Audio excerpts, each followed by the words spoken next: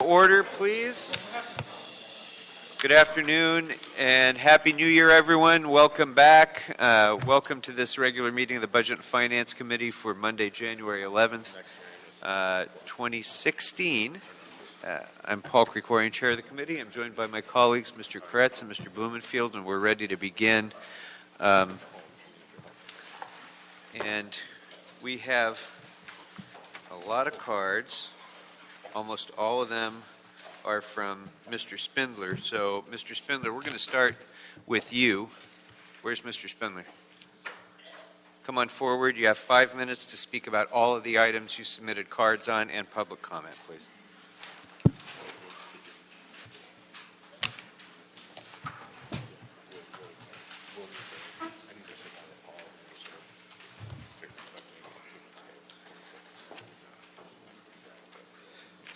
Now we deal with the two biggest sins in LA this year, Cash Delano Register versus City of Los Angeles. You can go ahead and Google that. Mr. Cash, who's African American, which means, of course, only one witness is all you need to convict you.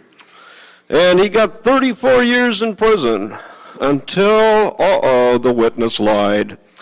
And our good friends from LAPD just waited 34 years and finally he got out of jail.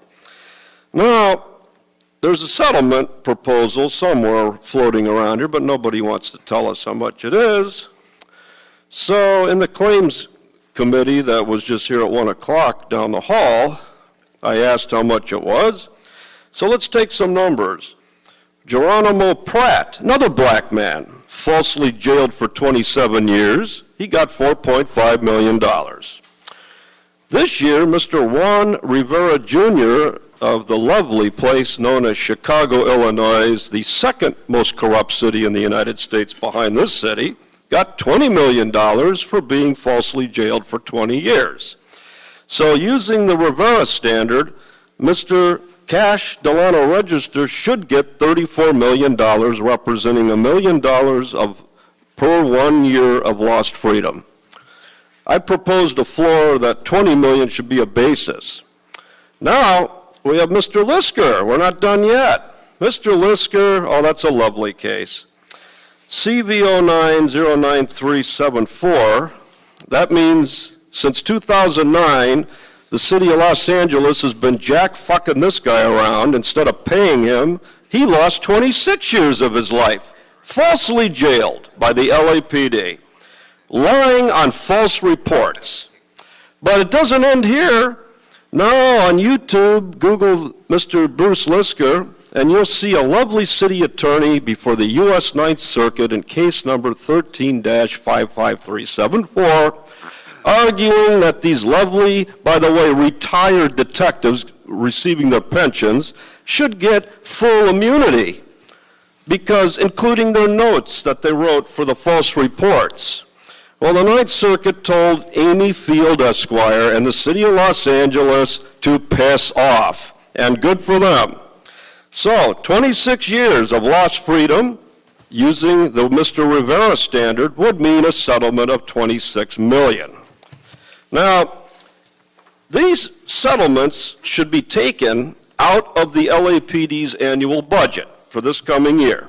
Mr. Beck's budget should be slashed by these two settlements because you cannot have a police department that does not get severely punished for this because they're going to keep doing it again and again. You would think since Mr. Cash got released, they'd stop falsely jailing and imprisoning people, right? No, in November 2015, I got arrested and held for 13 and a half hours illegally by the same LAPD at their commission meeting. 13 and a half hours jailed. No charges filed. Another man, a black man, because they got to get us all. We all have to be jailed for going to a meeting. You can't even go to an LAPD police commission meeting without being jailed and falsely arrested and accused and being fucked for 13 and a half hours. So, again, they don't learn. They're not going to learn. So this money needs to come out of their budget, and this money needs to be seriously spent None of this $8 million shit, $4 million. They got to start paying real money for this stuff. Because you can't even attend with Mr. Steve Soboroff as the vice president of that commission. You can't even go to their meetings without the risk of being imprisoned. So that's why I love this today, that finally we're here where we need to be. For God's sakes, Mr. Lisker's been waiting since 2009 to get some justice from you people. He should get 10% interest for each of the last 7 years that he's had to wait for this. Because you have held him up. You should have settled this the day after he was released. You should have brought him here and wrote him a check. But you like to play games. You like to try to play games. Well, the man is still around, and baby, he's here and alive, and I hope he lives a long 100+ years. God bless these two men, and I hope to hell that they live a peaceful and healthy life. Thank you. All right.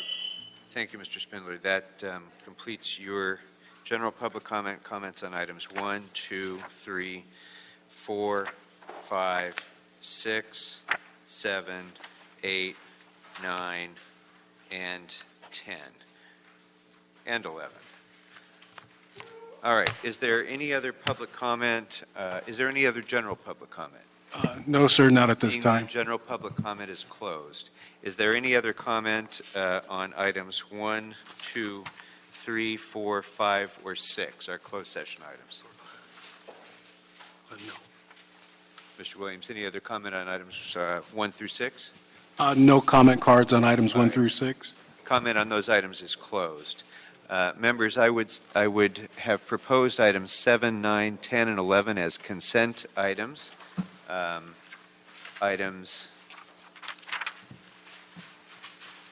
Actually, we can go ahead and take item 11 on consent unless there's an objection or question or concern. Concerns, the recommendation is to note and file the investment report. If there's no objection, that'll be the action of the committee. Items 7, 9, and 10 are proposed as consent, but there are cards on those matters. So we're going to go ahead and hold those until we're completed with closed session. So with that, we'll go ahead and retire to closed session and consider those matters.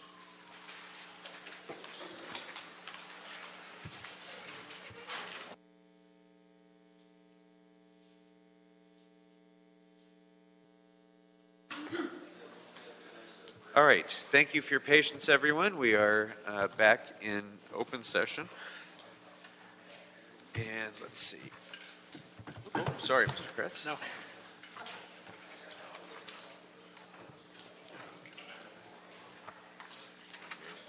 So as I mentioned before, members, items 7, 9, and 10 would have been consent items, but for our receipt of cards. So on item 7, I'd like to invite Lisa Cody and Brian Barajas. Thank you for your patience. Come on up. Good afternoon. Good afternoon, Chairman Krikorian and honorable members of the Budget and Finance Committee. I speak here today on behalf of SEIU 721 and the Fix LA Coalition in support of the motion by Council members Bonin and Englander. We applaud their efforts asking that the city hold American Express accountable for violating federal antitrust laws. This is just one of the many examples of the banks ripping off cities and residents, just like the city's interest rate swaps and other issues that the Fix LA Coalition raised in its No Small Fees report released last year. In that report, we found that the City of Los Angeles paid over $330 million in fees to the banks in fiscal year 2013 alone. The fees charged by American Express, as well as other fees extracted from the city by Wall Street, could have gone to help fund vital city services. Instead, these inflated fees are passed on to Los Angeles taxpayers, increasing the costs of government services or causing the city to stop providing those services at all. Again, we applaud this motion and hope that the Council will continue to pursue every option at its disposal to fulfill its fiduciary responsibility to the taxpayers of Los Angeles. That's all. Thank you. Thank you very much. Mr. Barajas. Yes. With this report or item, I turned in a leaflet entitled "As the Financial System Disintegrates, Markets Psychosis is Alive and Well." Obviously, whatever this system, which is already out, and it's just total, it's just, the problem here is, how do you actually handle these people who decide to loot the population? And I'm pretty sure people don't understand is that has accelerated this year with something called bail-in.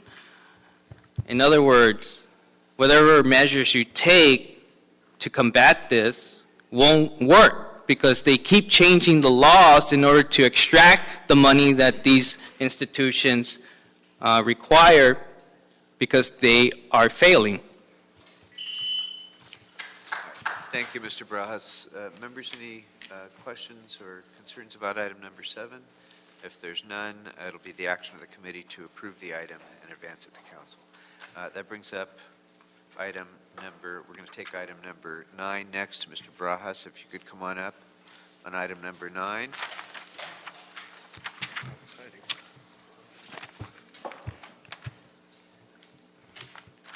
Okay. Go ahead. Thank you. Now, this, as was indicated in your item 7, pertains exactly what 9 is, that fees and charges are being increased by the Bureau of Engineering. In looking at some of the increases, I'm trying to figure out what the percentage is of increase of these services are, how much it changed. But it's very indicative of the problem that your own facilities cannot meet payments. They would like to service the community, but because of these, what I stated on item 7, you have to raise charges, which doesn't make sense. All right, thank you very much. Just stay there, Mr. Barajas, because we're going to get to you just as our next speaker. But members, have any questions on item number 9? No. Concerns? All right, it'll be the action of the committee to approve that item. And Mr. Barajas, on number 10, please. 10. Oh, all right. Now, I looked at some of this summary, and what looks to me, and the conclusion of that report clearly states that you are basically having an issue with payments of EMS or people inability to pay any of these penalties that you guys impose on people. I am in opposition to the conclusion of the report that just says that you have to penalize people for not paying something that maybe they cannot pay in the first place. It doesn't make any sense. So rather than inflicting on your population measures to pay off services, I think that you should impose what I've stated a long time ago, that the only measure to take is the Glass-Steagall law to separate these bastards from looting you. All right, thank you very much. Members, any questions or comments on the Office of Finance report on item 10? Seeing none, it'll be the action of the committee to note and file that item. And for the sake of the record, before we went into closed session, item 11 was approved on consent as well. So our remaining item of business is item number 8. Item number 8 is a city attorney report and ordinance relative to discontinuing the issuance of business tax registration certifications to medical marijuana dispensaries not in compliance with Proposition D and related actions. And for the record, Mr. Chair, this is Richard from the City Clerk's Office. A revised city attorney report and ordinance was submitted into the record after the publication of this agenda. Thank you, and copies of that have been made available to the public. That is correct. All right, thank you very much. Good afternoon. Good afternoon. Pursuant to your request, the Office of the City Attorney and Office of Finance presented a joint report responding to the City Council's actions taken on October 28, 2015, together with a proposed ordinance and a sample affidavit. relating to medical marijuana dispensaries not in compliance with Proposition D. This last Friday, we've also submitted a revised ordinance further clarifying certain items for your consideration. The ordinance will make it clear that no new business tax registration certificates, BTRCs, shall be issued for any MMD business activity. An MMD seeking to file its annual business tax renewal for 2016 must complete an affidavit attesting to its compliance with Proposition D. A person who makes a false statement on that affidavit would be guilty of a misdemeanor, and all existing BTRCs in their current form shall be invalid March 31st of this year. Any MMD that submits the affidavit will receive an updated BTRC that makes it further clarifies that it's not a permit, and it will be distinguished from other BTRCs in terms of color and appearance. And any NMD, and this is the main difference with our revised ordinance, that has filed its 2016 business tax renewal prior to the effective date of the ordinance must complete the affidavit prior to March 31st, and if the MMD is not able to do that, the MMD may claim a refund for its 2016 business taxes paid. Good afternoon, council members. David Michelson, also with the City Attorney's Office. The draft ordinance that's before you is consistent with and will carry out the request and directive of City Council, which Council adopted, I believe, was on October 28th of this past year. And walk me through, if you can, how that instruction differed from what was reported out of this committee the last time that we discussed this. We made a report after extensive discussion during Right. the hearing. It went to council, and then there were, I think, further amendments made in council. I don't know if that's taxing your memory. It may be, in terms of the question of what were the material differences between what came forth from the committee and then what ultimately full council did on the 28th. And I'd probably be at a loss. I don't know if my colleagues here can articulate the main differences. I think the one main difference was that the recommendations were amended to cease all new MMD BTRCs, if I remember correctly. Okay. It had been my recollection that we had done that in committee, but maybe we didn't take that additional step. So, okay, Mr. Kretz. So there's nothing in this that makes it more difficult for the pre-ICO medical marijuana dispensaries to function as they were, correct? So any business that is compliant with Proposition D and otherwise met the requirements that they're supposed to be meeting, this would not impact their ability to continue with the practice of medical marijuana collective.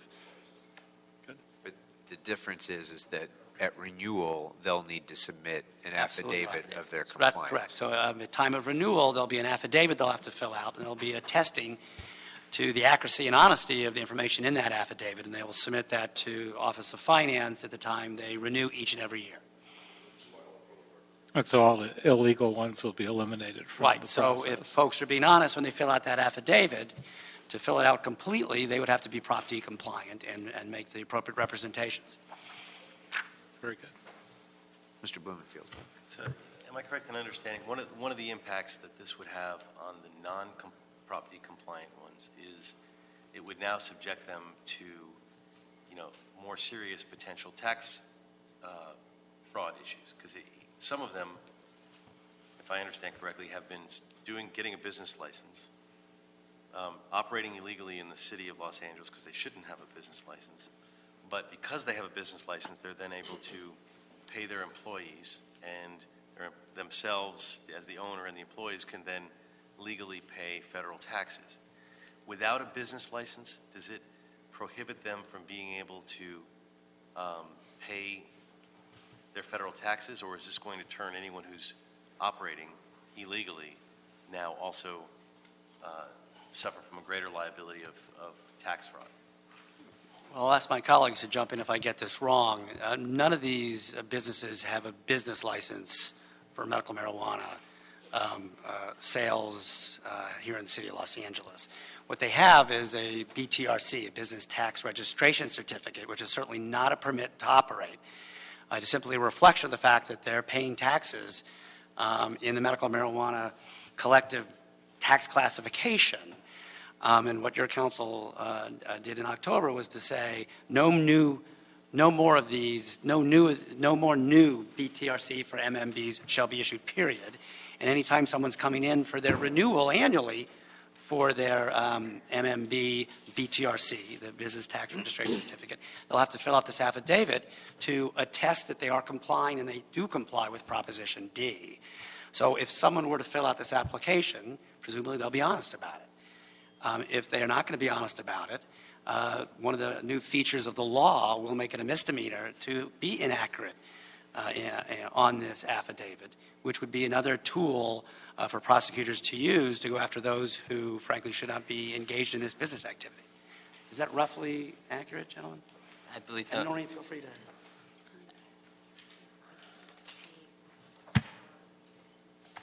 Correct. This is Noreen Vincent, our Senior Assistant City Counsel, City Attorney's Office, I should say.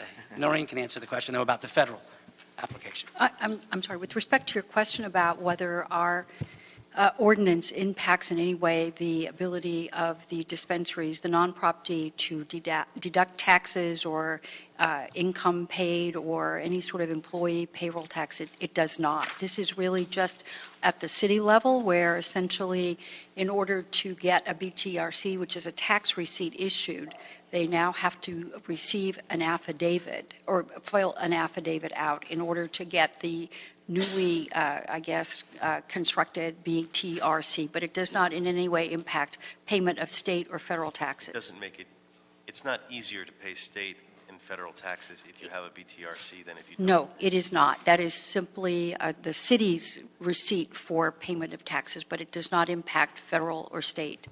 So for a dispensary, let's say, that's operating illegally but wants to avoid the Al Capone problem of having the feds come after them, they could still theoretically pay their state federal tax. They still have an obligation. The federal government, I believe there's actually a space on the federal income tax form that says income derived from illegal activity.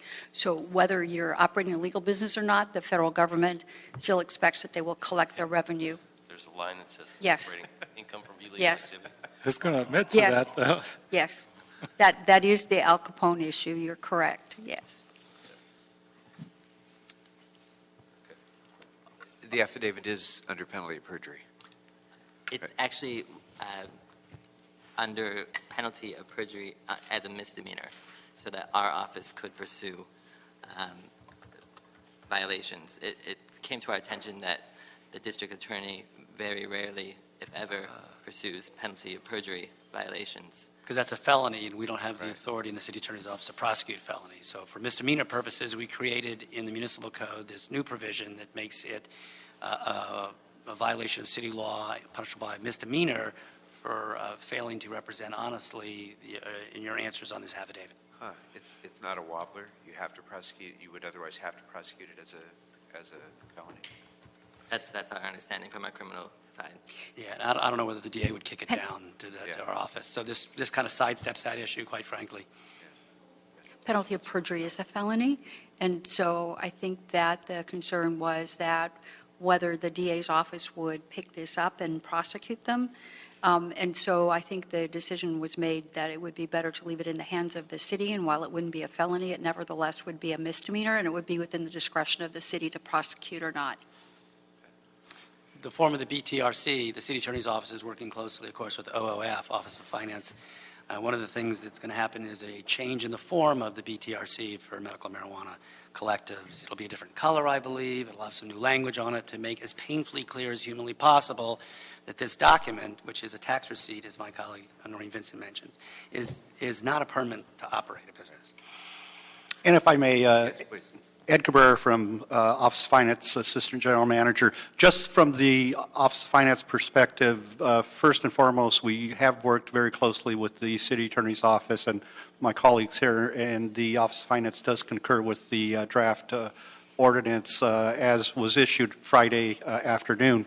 But to set the expectations and to just provide a very brief overview of finance's involvement and the next steps, the ordinance will provide finance with the legal authority to stop the issuance of any new BTRCs. So that will address the council concern that came out of full city council. The second step is that the ordinance will require the affidavit to be filed by every MMD that attests to compliance with Prop D. Those MMDs that do submit an affidavit will be issued a new BTRC. So effective March 31st, 2016, all existing business tax registration certificates will be invalid, and only those medical marijuana dispensaries that have completed a affidavit by that particular deadline will be issued a new BTRC. I should point out, however, again, just to set expectations, is that finance does not have the ability nor the expertise to determine whether a affidavit is valid or not. The ordinance does make the affidavit a public document, so at the request of either the city attorney or the Los Angeles Police Department, the Office of Finance would have the ability to provide that affidavit for regulatory review. And then the final aspect that I should note is that those medical marijuana dispensaries which fail to submit a affidavit or fail to submit a valid affidavit as determined by a regulatory department of the city, they would be exempt from the business tax effective with the 2016 tax year on forward. So therefore, there is a possibility that some MMDs prior to passage of this ordinance may have paid their 2016 business tax renewal. If that has occurred, there is a possibility that those entities could seek a refund of their payment since they would be exempt from the business tax requirements. So by admitting that they were operating illegally, they could seek a refund of their business taxes? Only for 2016. Splendid. That's good. Timing, since you mentioned March 31st, when would this be heard by council? Are we set? Are we set, council? We would request, and Office of Finance would request the sooner the better. There is an urgency clause that's been added to the ordinance. Oh, okay. But the sooner it gets to full council, the better. Okay, so the effective date would be? Could be by the end of the month if this gets to council quickly. And okay, Mr. Bloomfield. So obviously, we don't have a line on our forms that say for pay taxes for illegally run businesses, huh? There's no similar worded line item. But we don't distinguish. We do the principle, tax legal, non-legal alike. Similar principle. And when we, there's 135 pre-ICO or something like that. So when we have 300-400 affidavits, I know finance doesn't have the wherewithal to compare them, but when we have that obvious discrepancy, is there a process where somebody then compares the lists, the 600 affidavits compared to the 135 known pre-ICOs? Or you're just saying that that's public record and then somebody has to sue? Is that? Well, not necessarily sue, but investigative arm of the city family that's involved in law enforcement, which is anyone from LAPD, building and safety at times, city attorney's office, our criminal branch, our prosecutors, investigators. They would have this new tool available in their arsenal to, as part of the review of these medical marijuana collectives in the city, to continue to whittle down to the number of medical marijuana collectives that are Prop D compliant. There is no official list of who's compliant with Prop D and who's not. It's sort of a case-by-case ongoing effort. The city attorney's office expends a significant amount of resources, quite frankly, dealing with this issue and has made great inroads over the last couple of years. So the number is down markedly. The effort is still out there to get it down even that much more to those that are truly compliant. This will be another tool in the arsenal. Yeah, I still never understand why it's so difficult, given that it's a discrete number. You know, it's 135 plus or minus a couple. And yeah, then once you have that list, you can whittle it down further, who's close to a school or this or that. The number should never grow, right? Well, again, it's my understanding there is no actual list. There's been sort of informal lists here and there over the years, I understand, but there's no particular specific list that anyone could rely upon. So it's case by case. Sit down and stop disrupting this meeting. I'm trying to listen to testimony. You'll be silent in this meeting or you'll be asked to leave. Please go ahead. So again, it is frustrating because it takes a lot of energy and resources to continue to winnow the number down. But there's been a lot of effort made that has been successful, frankly. And that's a continuing, ongoing endeavor. Last thing, what's the worst penalty for a misdemeanor of this nature if you lied about being compliant? Well, I think a misdemeanor generally under law is 1 year, potentially 1 year, up to 1 year in jail, and monetary fines associated with that. Is that a realistic possibility for anyone who willfully violates this? I think the jail time is up to the judge on these types of cases, clearly. Okay, anything further, members? No. All right, Mr. Brajas? Mr. Brajas? Mr. Brajas? He's not in the room. Yes, sir. All right. Mr. Herman, I told you to be quiet. You don't shout out in my meetings. You shout out, you disrupt this meeting, you'll go. We clear? Mr. Brajas, please. Thank you, council members. Thank you.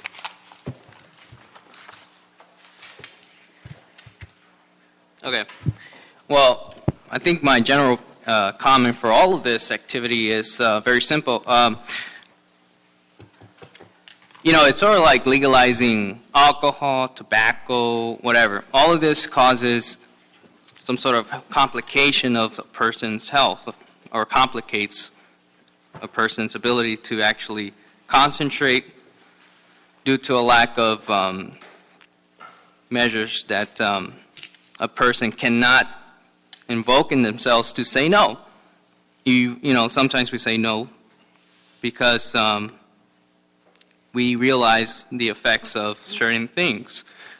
In the case of marijuana, there are research that has been proven that this induces schizophrenia in, you know, people who inflict this drug. It's a raw intake, but yet people are willing to sacrifice the citizens' health for why? Why? All right. Thank you, Mr. Brajas. Mr. Herman.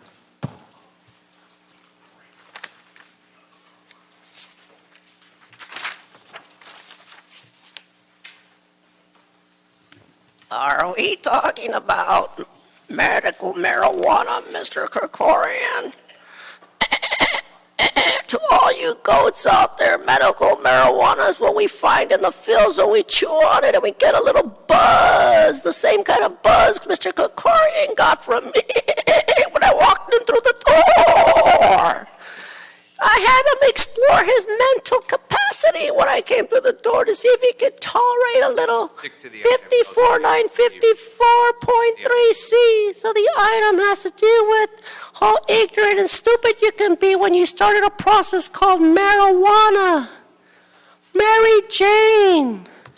Not cocaine, the white shit that some politicians sit up in the room snorting at their desk and playing it off like if they have no hair on their head.